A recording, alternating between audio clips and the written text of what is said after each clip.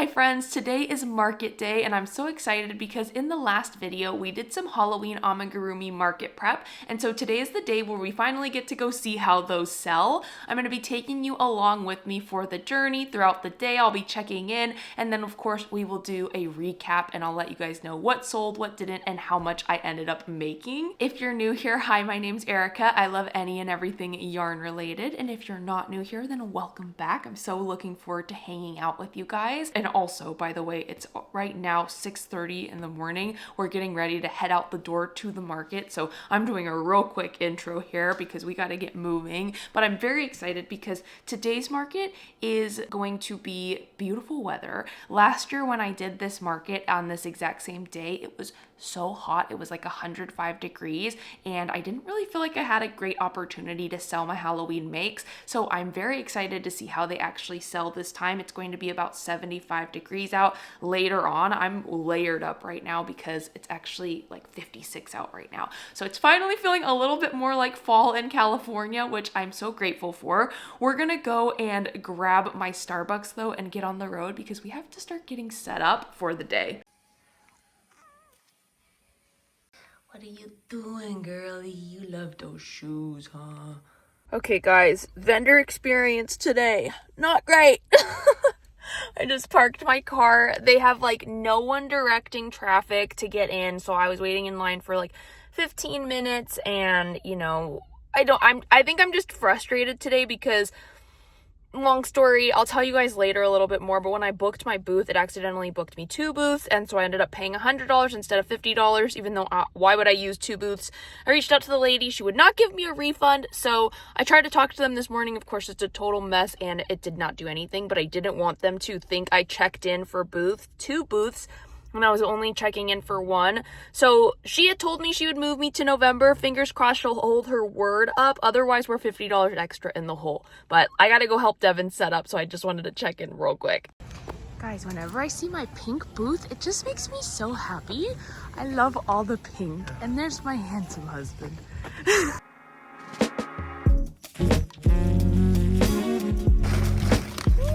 so excited. I hope people buy the mystery bags. Cute.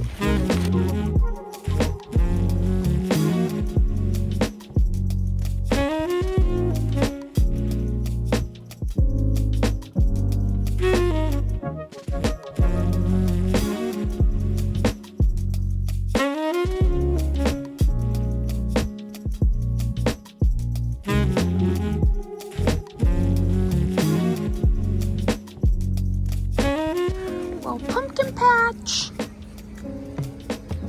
I never know how to efficiently use this thing. It's nice to have the extra space, but a big thank you to my husband. Fit check. Okay, fit check. Ooh. My hexagon cardigan by Macon Dooku. Okay. My flared jeans from Levi's. Ooh, I forget what cut. jeans. And then my Adidas Samba Especial. Samba Especial. Is that what they're called? Oh wait, maybe not. Just the Special. I think Special. Not Especial. Close enough. Wait, should I redo it? No, let me see those shoes. Damn, girl. It's about 8:30 and I've sold 2 plushies. We sold some right at the start of the market and it's been pretty quiet since, so I'm hoping that it picks up. But I did purchase a pattern, so I'm out another $7.50. So I'm not really profitable yet, but I'm gonna make a bucket hat while I'm sitting here. Right on the dot, we sold our 3rd item. So we did finally sell one of the mystery bags, which I'm so happy about because I put so much effort into those and I just think they're so cute. I feel like it's a fun experience. So I've sold 3 items so far. I've got the pumpkin jelly cat. What else did we sell? Oh, a mini boba and then one of the mystery bags. Samantha's organized all my pumpkins for me. Thank you, Sam. Okay guys, the dinosaur just sold for $65, the one from my mystery box video where I crocheted it, and I am shocked. I'm so excited. We're actually doing really well. Things have picked up a lot since I last checked in, so we still got a lot of time. It's only like what, 10 o'clock right now? 10:30? Still have, I'm bad at math, 11 is half an hour, 3.5 hours. We still have 3.5 hours, which is pretty dang good. So we'll check back in soon. We want to give this to you. That's a free gift. You spent Are you sure? $100 get a free mini Now pumpkin. you This is didn't get $100. any. Get a free. Now I didn't tip you because now I'm getting a pumpkin. Which one No do you want? tips. That my little. Doing my check-in. We're about 1 hour out from the end of the market and it really picked up. Devin's friend also came through and bought a whole bunch of things, which was so sweet of him. He did not have to do that. But beyond that, I think we had a really successful day, even not including that. So when Devin's here, he brought me lunch.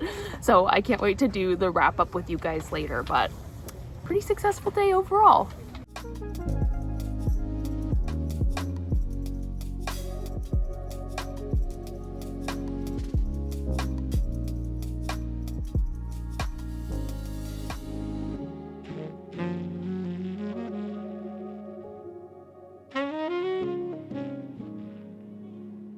Hi friends, it's been a few days now since my market. Candidly, I tried to record this recap and I went back to edit the footage and my hair looked insane. And I'm pretty comfortable with being in my vlogs in pajamas, no makeup on. I don't have to be super dolled up, so just trust me when I say it was a bad situation. So here we are, we're re-recording this. I've got my market recap I want to share with you guys. I also want to tell you some of my favorite memories from the day that happened. So let's start there with my favorite memories. The first thing that stood out to me about the day that was really fun was just getting to watch people interact with my mystery bags. I know I talked about it in my last market prep video, but that was something I was really excited about and put a lot of my creativity and energy into creating that sign and deciding how to display it and choosing the bags. And so it was just really fun to get to see people appreciate it in person with that really long buildup of not getting to see it last Halloween. The one moment that specifically stood out to me though with the mystery bags, there was this little girl who came up with her mom and her sister, and she was so excited about the mystery bags. However, she knew which one she wanted out of the 4, which is natural. I feel like when you get a blind box, you kind of have one that you're wanting. It was the candy corn bee and then the Halloween bee. I did have a candy corn bee sitting out on my table, and I told her if you wanted to buy this one, I'd be willing to sell this to you separately. You don't have to buy a mystery bag, but she was just sitting there thinking about it, and she really wanted to open one of the mystery bags for the fun and the mystery of it, the suspense. And so that's what she decided to do. And when she opened the mystery bag, she got the zombie. And I turned around and I looked at Deb and I was like, that was not one of the ones that she wanted. And she was trying to be polite and act excited. And her mom and sister were both trying to like hype her up. They're like, oh, it's still so cute. But you could tell she was a little bit disappointed. So I did have the candy corn bees still sitting out on the table and I offered to swap them with her. I knew I could still sell the zombie at any point in the future. And you should have just seen the smile on her face. I didn't feel like there was any issue with it. No skin off my nose. I just wanted her to be happy, and you should have seen her face when she got it and her mom mouthed like, thank you.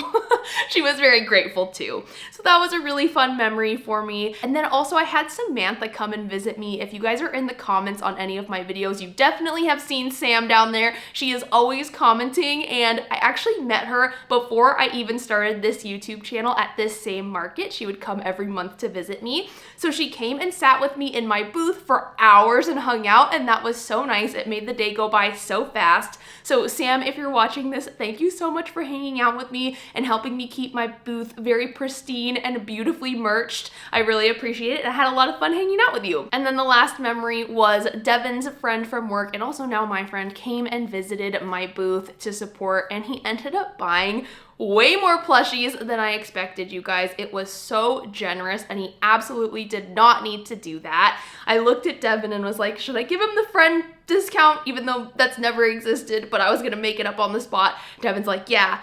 And he was like, no, I'm an artist. I understand. He does like multimedia himself. He's like, I'm an artist. I understand. And I want to pay full price, which was so kind and generous. Whether it was $5 or $50 or $100, it didn't matter. The fact that he showed up to support my booth and bought anything from me meant a lot. And it was just another really nice memory from that day. Okay, enough of the mushy stuff. Let's move on to the stats. What sold, how much, and ultimately what did I profit from this market? I've got my handy dandy notebook here. I did do a lot of this in Excel already, but then I transferred it to my notebook. Let's start by talking about the top selling items from a price points perspective. So the most expensive items that I sold.